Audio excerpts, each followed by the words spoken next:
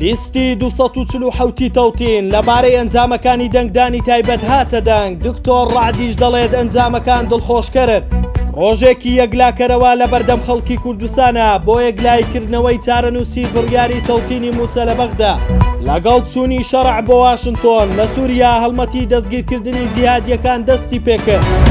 دکتۆر ڕعد ڕەفعا سەرۆکی لیستی 247 تەوتین بەستاندەری ڕاگەیان بە پێی ئەو داتانەی لە بەردەستمانە لە هەموو وێزگەکانی سنووری هەولێر لە دەنگدانی تایبەت دەنگمان بەدەستێناوە. ئەمەش ئاماژەی دڵخۆشکەرە بۆ دەنگدانی گشتی.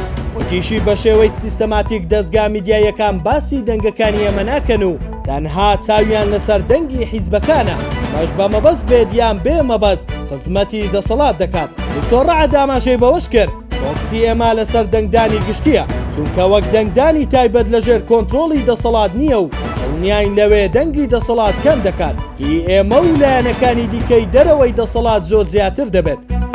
بڕیارە سبەی دەنگدانی گشتی لە سەرتاسەری عێراق بۆ هەڵبژاردننی خولی شەشەمی پەرلەمانی عێراق بڕێوە بچێت. دەنگدانەکە بۆ خەڵکی کوردستان یەکلایکەرەوەیە، بەو پێی کۆمەڵێک کێشەی هەڵپەسێردرا و بە تایبەت موچە هەیە و هێشتا چارەسەر نەکراوە. بۆ خولی داهاتووی پەرلەمانی عێراق هەڵگیراوە.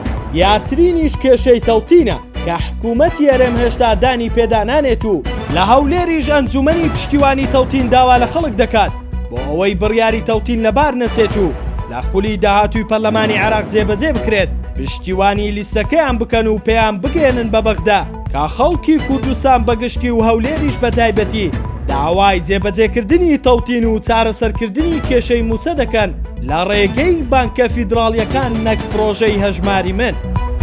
ئەحمەد شەرع لە واشنتۆنە دەیەوێت ئەمریکا لە پاڵ هەسەدا هاوپەیمانی نێودەوڵەتی دژی داعش قبوڵی بکات. ئەمریکاش مەرجی ئەوەی هەیە دەبێت هەموو ئاسانکاریەک بۆ کاری هێزی هاوپەیمانان بکات، هاوکات هەماهەنگی لەگەڵ هەستەدەش بکات بۆ ڕازیکردنی ئەمریکا و دروستکردنی متمانە لەگەڵ چوونی شەرع بۆ ئەمریکا هێزانیەکانی سووریا لە شارە جیاوازەکان دەستیان بە هەڵمەتێک کردووە بۆ دەستگیرکردنی ئەو جیهادیانەی کە ناڕازین بە نزیکبوونەوەی زیاد لە پێویستی سووریا لە ئەمریکا و ئیسرائیل.